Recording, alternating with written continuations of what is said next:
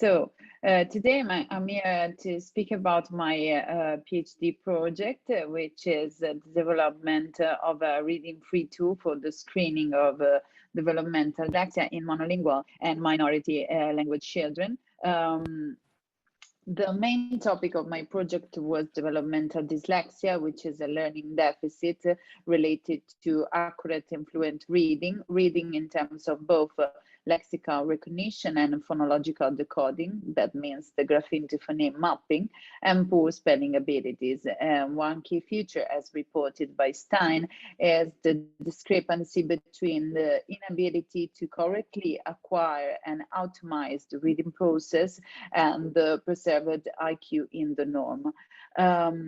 Today I will speak about bilingualism, but a specific type of bilingualism that we meet in Italy so often. I will speak about the minority language children. Who are those kind of children? They are usually second generation immigrant children born in Italy from at least one foreign parent. And they are usually habits to speak the language of parents at home and to use the Italian as main language in the social and school context. The definition of these children as bilinguals is particularly difficult because they are a group with a heterogeneous degree of exposure to the two languages and with a difficult to establish whether they are dominant in a language or in another one.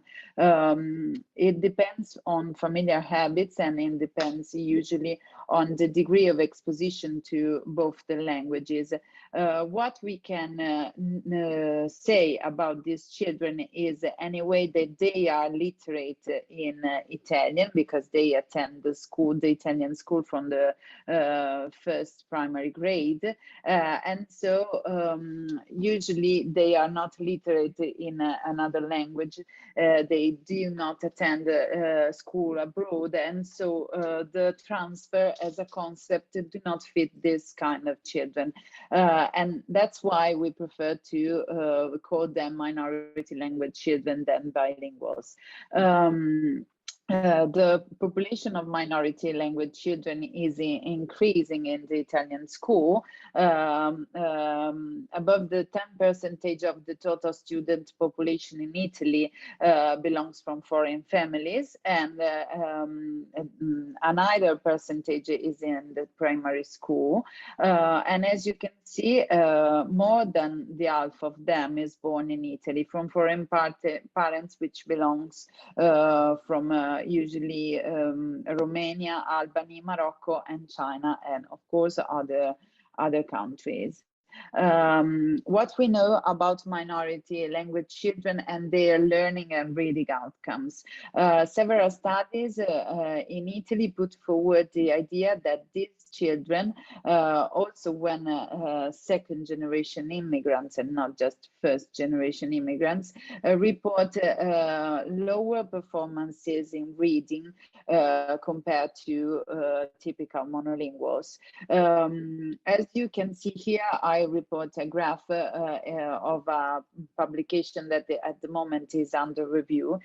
In this study, we found that minority language children reported on average lower performances than good readers, monolinguals good readers, but their pattern of reading behavior was not consistent to those of children, of Italian children with reading disabilities. So as you can see here, they performed on average lower in single word reading for both fluency and accuracy, and in text reading for both fluency and accuracy. So they reported to be weak in the lexical recognition. They also reported higher levels of errors in pseudo-word reading, but this probably is more related to just one grade, the third grade, as you can see here.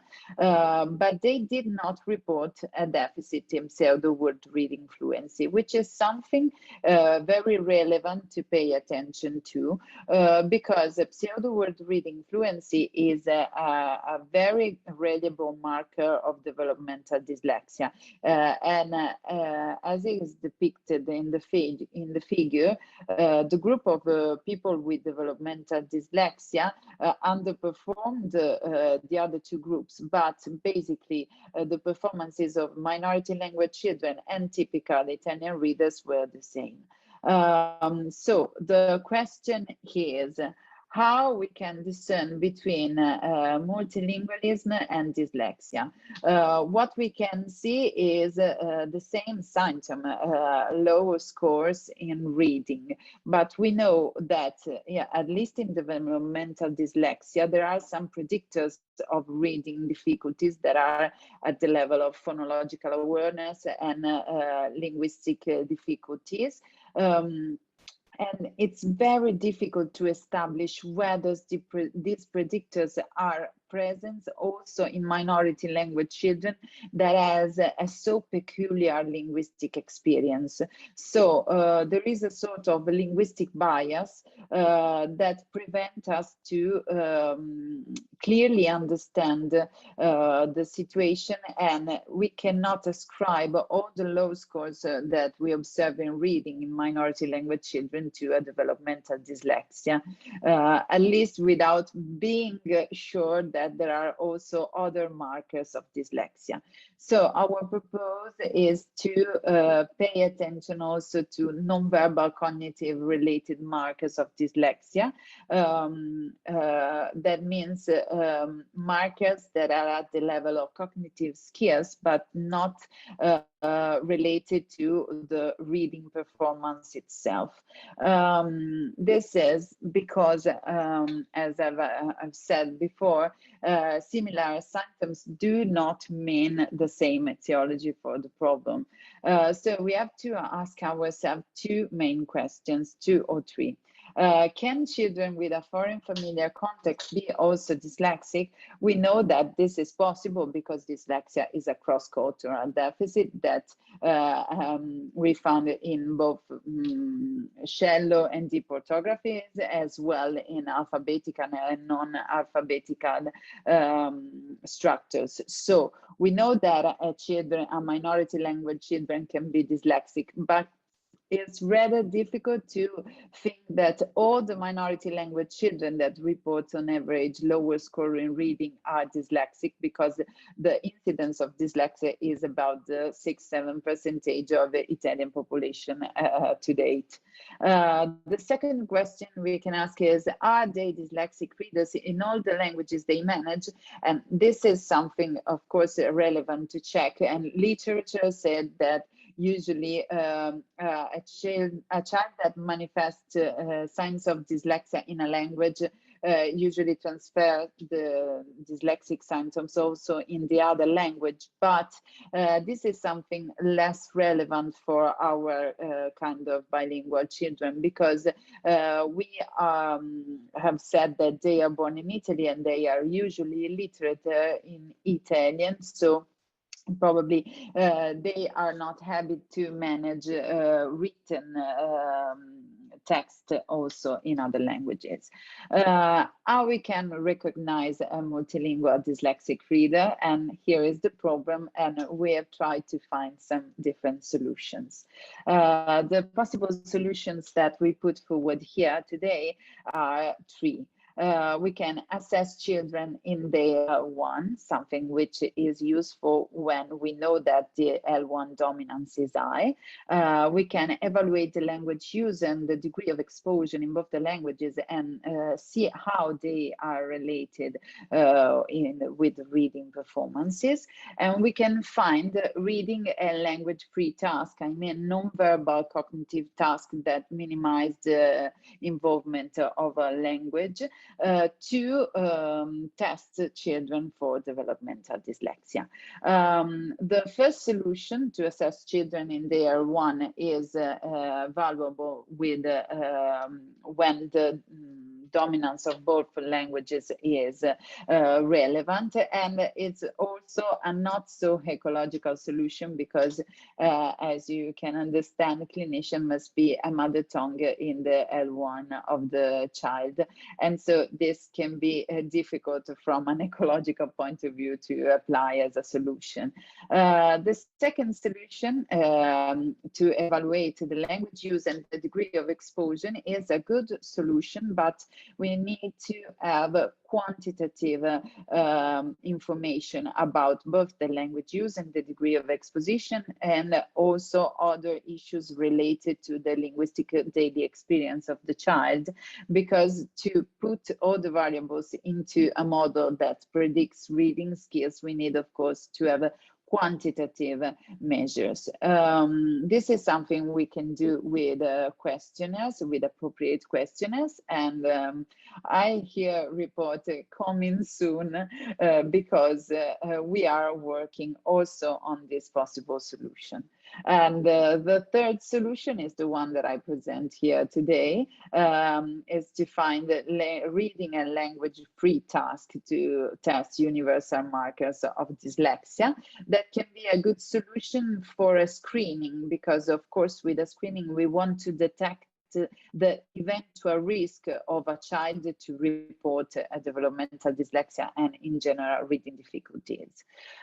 What I mean when I say that we are searching for non-verbal universal markers of DD, those must be universal because, as we perfectly know from literature, the differences between depth of orthographies at, for example, the European level makes behavioral manifestation of dyslexia being different from a consistent to a less consistent orthography. Let's think about a shallow orthography as the Italian. We have here a very consistent correspondence between the grapheme and the phoneme. So usually these children are able to acquire at a certain degree of accuracy the grapheme to phoneme conversion and use it as a strategy, but they usually are slow in making this strategy effective. So in the case of shallow orthography, the fluency parameter is even more relevant than the accuracy one. On the opposite hand, in a deep orthography in which grapheme to phoneme mapping is not a useful strategy to recognize the words, but the orthographic analysis of the word is the better strategy, a deficit in the lexical decoding and also in grapheme to phoneme mapping, it's even more relevant from both the level of accuracy and fluency. So this means that the behavioral manifestation of dyslexia are different in different European countries based on depth, on orthographic depth, but we have to find universal markers that are relevant for both deep and shallow orthographies to avoid the problem of the language. We have try to obtain this goal by make a meta-analytic work in which we meta-analyzed the 79 studies about developmental dyslexia that were published in the last 5 years, and we limit to the last 5 years because the literature about developmental dyslexia is very, very wide. And as we observed, the behavioral manifestation at the reading level of developmental dyslexia are moderated by the orthographic depth.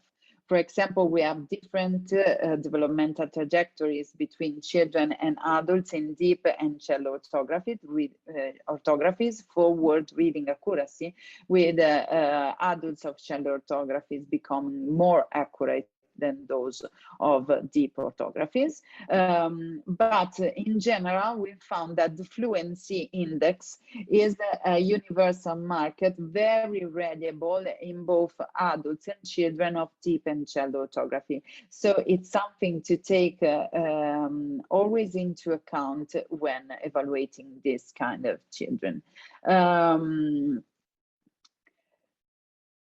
Cognitive markers, so that are universal, like the fluency behavioral manifestation in reading, are the phonological awareness and the rapid automatized naming. Also, the working memory have a role, but it seems that at a less degree of severity. So it cannot be taken into account as strength as the phonological awareness and the rapid naming. Nonverbal reasoning is preserved in the D, and this was confirmed by our meta-analysis, supporting also the validity of the discriminant criterion. Well, we need also to find non-verbal universal marker of DD. So we checked whether we have universal markers to take into account, but we also checked for non-verbal markers. So non-verbal paradigms that were found relevant for developmental dyslexia in the literature. As you know, the literature about developmental dyslexia is wide and full of different theories.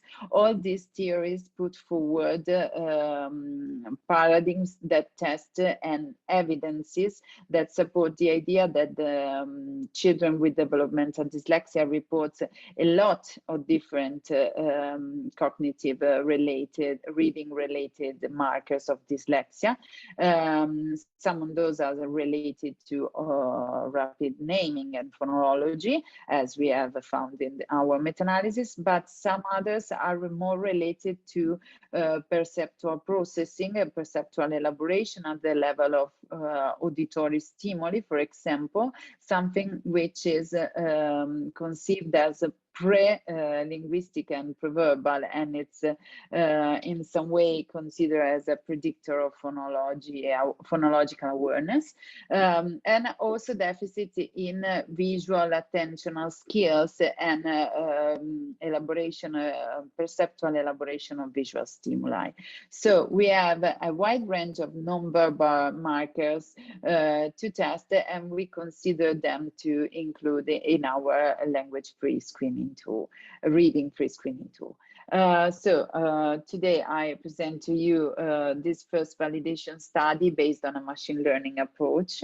And our aims were to find a way to test in a fast and accurate way children by making a screening that could be useful to have in schools as a sort of game, a computerized game, to administer to children for having information of the level of risk of dyslexia they report.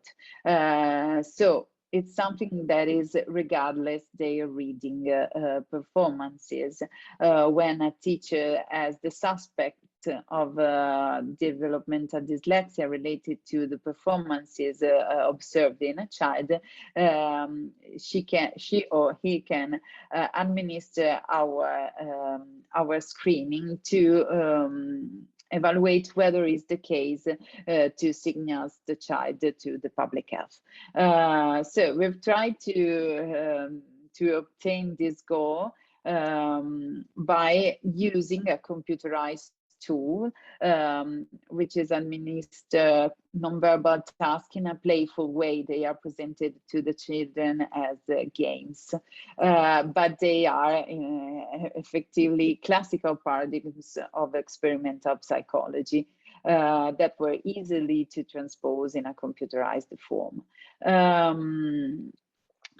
How to assess phonology? That was the first problem, because as you know, I've said that phonological awareness is one of the best marker of developmental dyslexia, but it's rather impossible to assess phonology by avoiding the linguistic competence.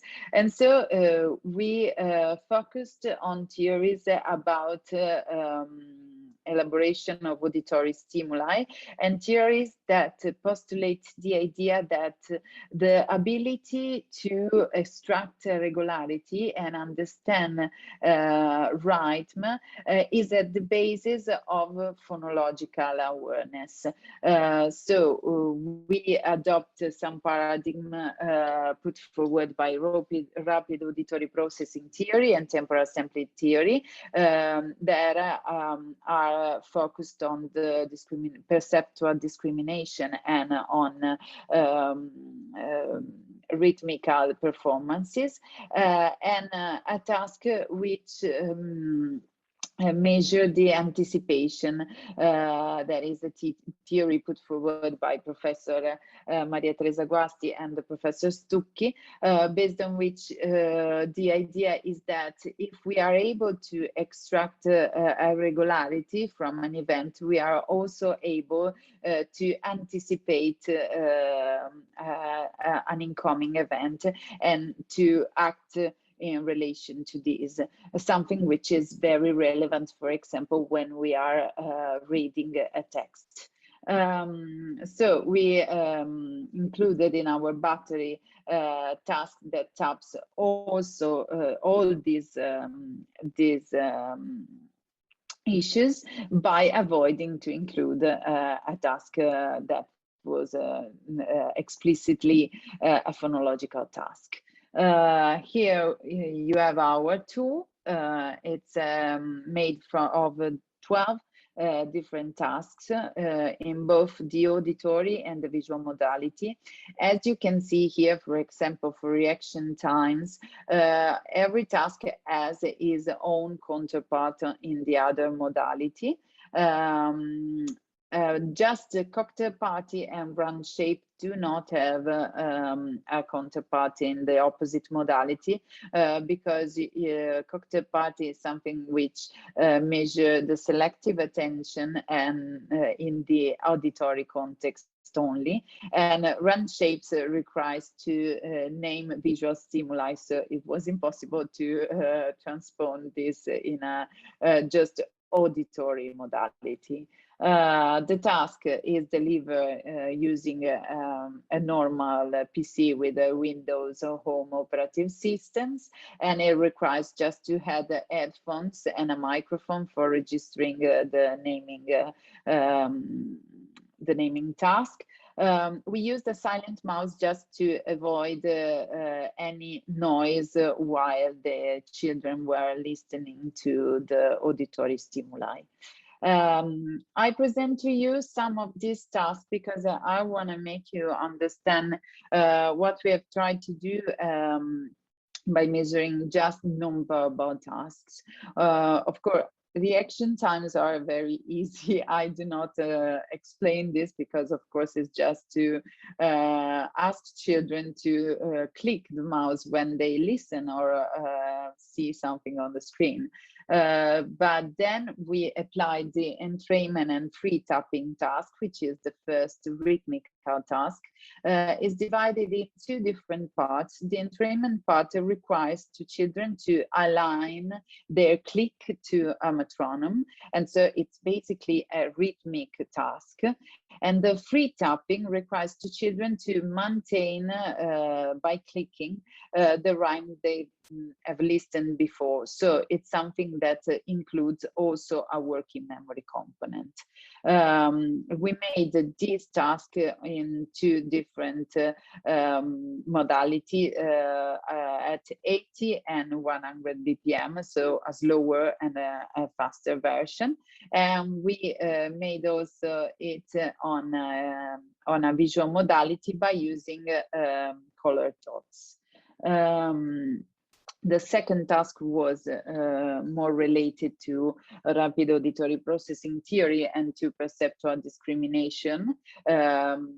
that cover in the visual aspect the magnocellular hypothesis. Here we asked the two children to discriminate and to say whether two couple of stimuli were different or not by using the keyboard. And then here we have the two tasks that has no counterpart in the opposite modality. Here we have a new version of rapid automatized naming, the run shapes.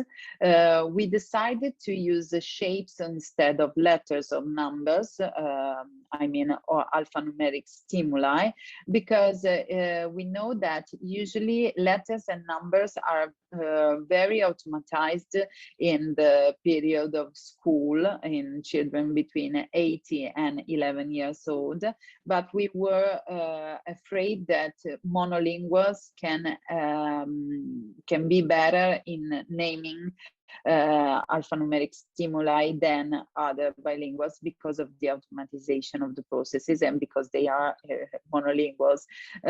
So we have chosen a type of stimulus which should be less automatized. And as you can see here, the run shapes is made by 3 matrices. You have to name all the shapes in order. In the first matrices, you have a 7 by 7 organization of the matrix. And then you have 2 matrices in which we were trying to stress the crowding effect by doing 2 different types of manipulation. In the second matrix, the crowding effect was due to the manipulation of the stimulus distance, and in the third was due to the background interference. So in some way, the run shapes with these 2 less matrices measure selective attention as the cocktail party effect do. The cocktail party effect task was the transposition of one of the most known paradigms in the experimental psychology of attentional search. We asked 2 children to learn as a target auditory stimulus and to find it into the noise. We created a noise made for being similar to those of a crowd. We had a different number of voices, that means musical instruments, for obtaining 3 different types of noise in which the child has to find the target stimulus. Then we have the go-no-go, which is another famous paradigm of experimental psychology. Here, in both the visual and auditory modality, the children knew that he had to click the mouse only when there was a go signal, and not to click when the no-go signal was shown on the screen or delivered to the headphones. This is something that measures the executive inhibition, which is an executive functions. And we built up this experimental task in 2 different versions. In a version, the interstimulus interval, was random. So the children does not know when he had to make his choice of clicking or not click. In another version, the regular version 1, we deliver all the stimuli at a 60 BPM interval. So there was a sort of rhythmic delivering of stimuli, and the child was in some way expecting the arrival of the new stimulus and has to take a decision in a very few seconds. Milliseconds for being more precise.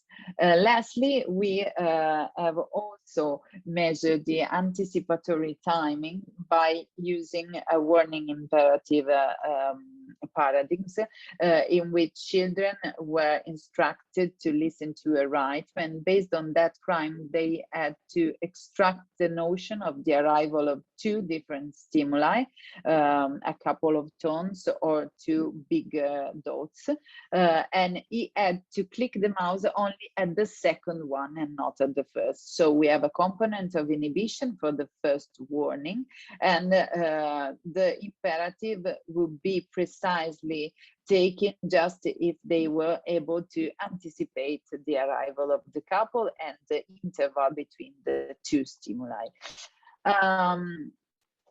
How to validate so big experimental paradigm. We enrolled participants in primary and middle school students and middle schools in Italy, students of the poor readers group, so were students that reported struggles in reading. Some of them were already diagnosed with developmental dyslexia by professional figures in the clinic, in the Center of Clinical Neuropsychology, and those who were not reported anyway reading difficulties. That means at least 1.5 standard deviation under the cutoff or below the 10th percentile reading test. Then we have a group of monolingual readers. That means Italian monolinguals reader without reading difficulties and with a typical development. And lastly, we have our group of minority language children. They need to be classified as minority language children, at least one foreign parent, and to speak a second language at home. We include also a cognitive assessment by measuring reading performances using standardized clinical tests that are available in Italy for the diagnosis, phonological awareness using no word repetition, nonverbal reasoning to be sure that scores are higher than the 50 percentage, and working memory through the digit forward and backward span. How we did our validation and what were our research questions. First of all, we wanted to understand whether all our tasks were capable of discerning between people with good and poor performances in reading. So we take an univariate approach as a first step, evaluating every task. Then we ask ourselves what these tasks are measuring, and so how they can be related with reading performances, phonological awareness, and working memory skills. For doing that, we put all the discriminant tasks in a principal component analysis together with the cognitive measure taken with the cognitive evaluation. And lastly, we extract some rules of classification by training a machine learning algorithm for classifying poor and good readers. All these procedures were made just on monolinguals, typical on monolinguals Italian children, because we are aware of their reading level, and they were already classified as good or poor readers based on standardized clinical tests that were normed based on the same population, so on Italian monolinguals. Let's see what tasks were discriminant based on our univariate analysis.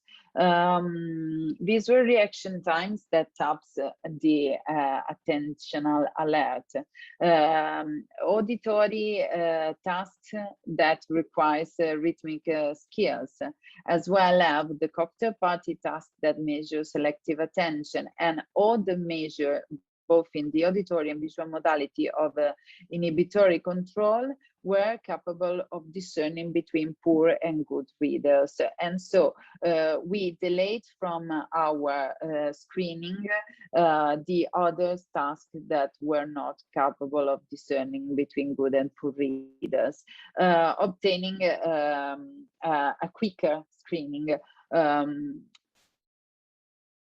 What these kind of tasks are actually measuring and how they are related to reading and cognitive related skills. We put all these tasks, all the discriminant tasks together with the cognitive assessment in a principal component analysis to test the construct validity of our screening. We need that, of course, for speaking about construct validity, we need that our experimental measures are correlating with reading performances. So based on the principal component analysis, 4 factors were extracted, as you can see here in the box plot. And these factors were prevalently the first one was working memory and automation processes, because it helps digit forward and backward span, but also all the measures of reading fluency and the naming skill. And this supports, further supports the idea that rapid naming is related to the fluency component of the reading process, and so to the automatization of processes. In the second factor, we found the accuracy indices of reading and the visual RTs. So we conclude that probably there is a relation between the orthographic evaluation of the stimulus and so the visual acuity. The third factor was phonology and rhyme, because as you can see, the free tapping task was related to non-word repetition, supporting the theories about the rhythmical deficit in developmental dyslexia, because as Tallal has put forward, as well as Goswami, a deficit in rhythmic skills, it's maybe at the basis of also a deficit in phonological awareness. And lastly, we found an independent component that include the cocktail party, so the selective attention, and all the executive function measure, both in the auditory and in the visual modality. Then we trained our model, our machine learning model.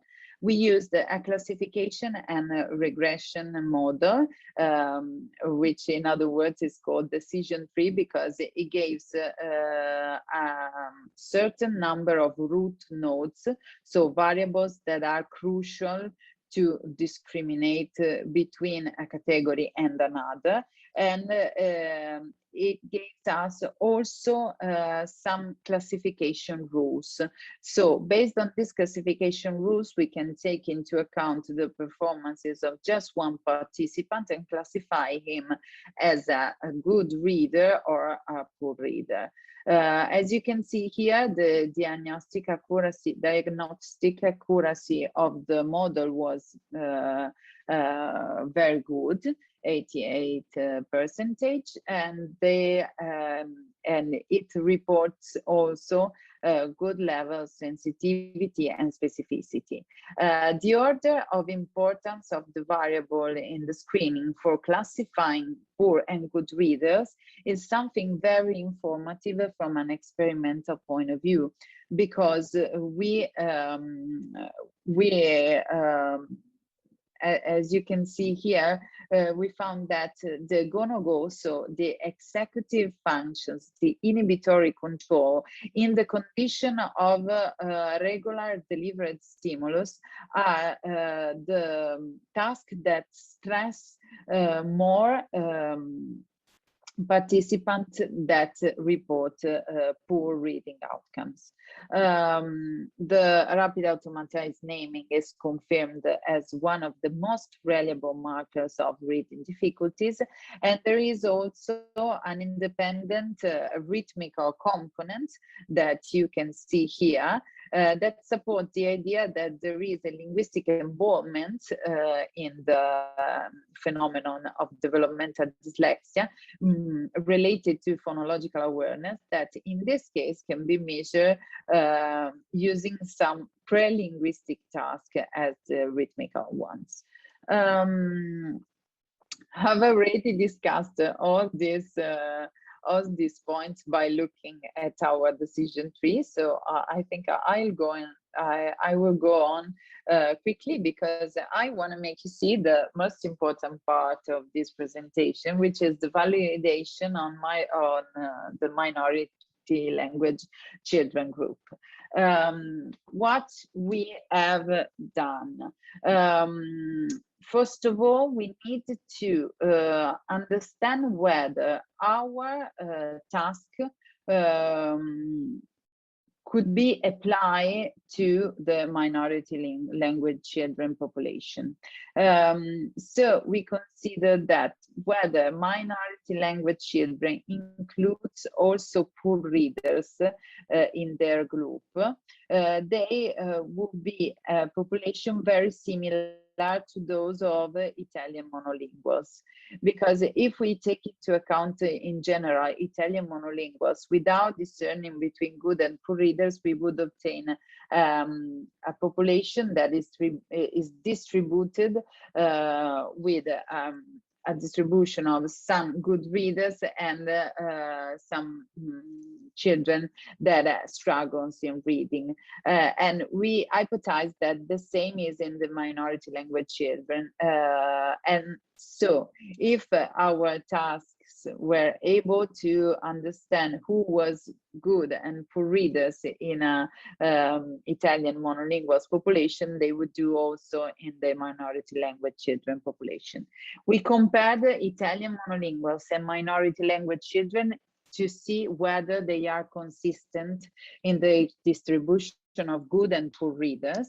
And so we compare the reading skills between these two groups and also the task of our reading free screening tool. As a third step, we applied the categorization rules extracted by the algorithm to the bilinguals, to the minority language children, sorry. As you can see here from the comparison in reading skills, we found that there is no difference between all the Italian monolinguals, so involving also the poor readers, and all the minority language children. And this is something that suggests that there are some minority language children that can be also dyslexic readers. In our second step, we compared the task of our battery. We compared the two groups for the task of our battery, and as you can see, neither in this case we found relevant and significant differences between the two groups.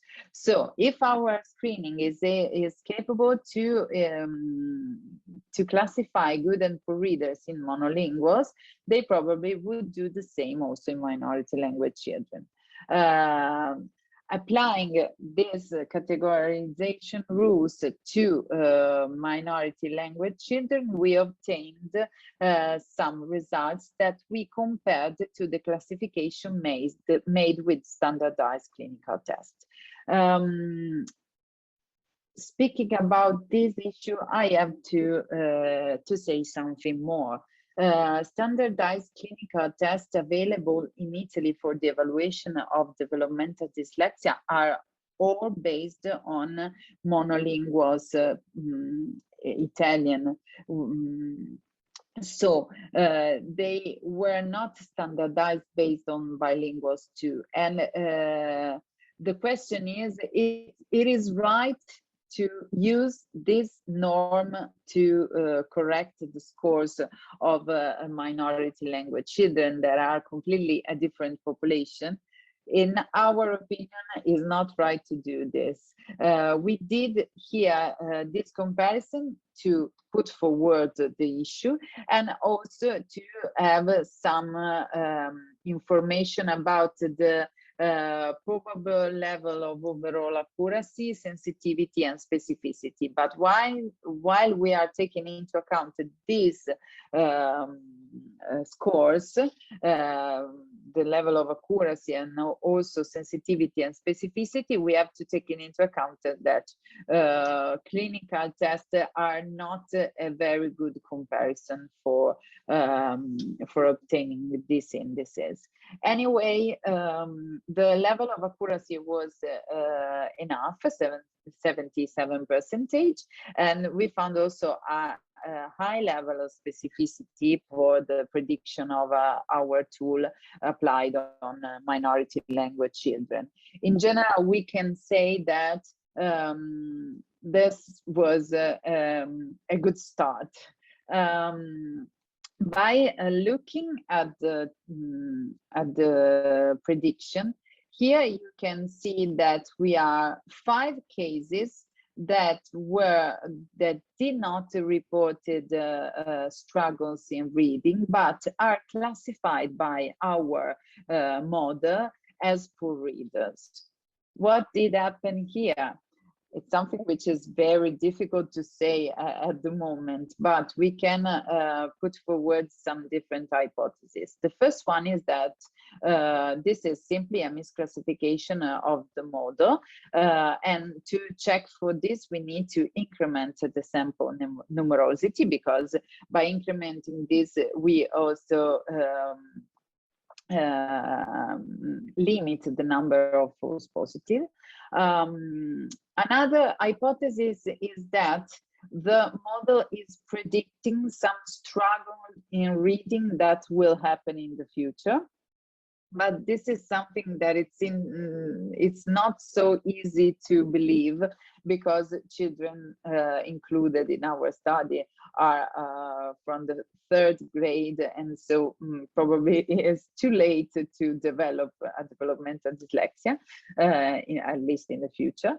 And the third and last hypothesis is that the model detected other learning disorders, and this is something which is possible because all the algorithm was trained on good and poor reading performances, but those poor readers were not just affected by developmental dyslexia. They also reported other specific learning disorder in some cases, which is something that is not possible to avoid from an ecological point of view, because usually the degree of comorbidity between specific learning disorders is very high. Other thing to observe is that anyway, our CART model predicts that 11 participants were good readers, even if they struggle in reading. What we are saying that probably we have 11 participants that underperform Italian typical monolinguals in reading, but do not have a developmental dyslexia. This, of course, can be a misclassification. We cannot be sure at the 100%, but we know that this is probably also because our hypothesis is that clinical tests might penalize the performances of minority language children in general, because they do not take into account bias related to the linguistic background and to the less degree of exposition to Italian. Concluding, what can I say about our language reading pre-screening tool? It seems to be effective in detecting reading skills, at least in monolinguals, but we have promising results also for minority language children. some single task of the two are very, very relevant marker of developmental dyslexia from a cognitive point of view. And so in the clinical context of the neuropsychological evaluation, they are relevant to be considered. So, for example, rapid automatized naming should be included in the evaluation of developmental dyslexia, and this is not so often done by clinicians, at least in Italy, because I know that in some other countries it is mandatory to include. And last consideration is that the language-independent nature of the screening makes it suitable for the minority language children, and so this can be a very good solution to overcome the linguistic bias. Future direction are, of course, to validate the screening on a broader sample and to make longitudinal studies, also to understand how these cognitive markers change with time and growth, and how many of them are compensated during the growth, and extend this screening to the evaluation of other learning disorders. That means to include in further experimental studies also the evaluation of math abilities and writing abilities.